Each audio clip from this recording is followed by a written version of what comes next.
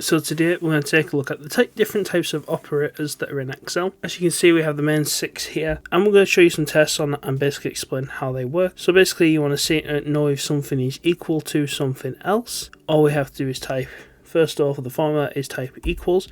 This basically just means is. So what we're basically saying is or does D4 equal, and that's the operator, equal E4.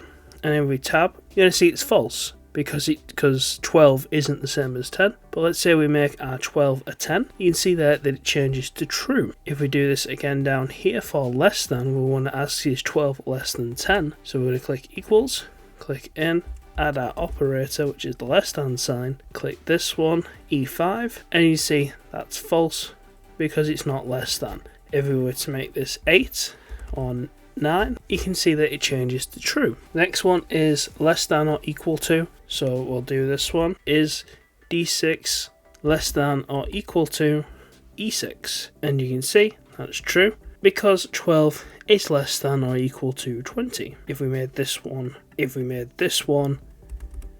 let's say we'll make that one 8 as well, it comes false. The next one is greater than, so once again is, I've put the wrong sign in there, E7, greater than E7, and of course it is because 20 is larger than 10. If we do the same again for greater than or equal to,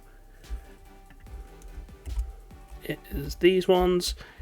I want to compare it to E8 tab, that comes up false, and then we want to check if it's not equal to something. So obviously we go is D9 not equal to E9, and that of course is true. If we made this one 25, it would change to false. And that's basically how these logical operators work in Excel. Some basic stuff there, but it can help when it comes to just basic tasks in Excel.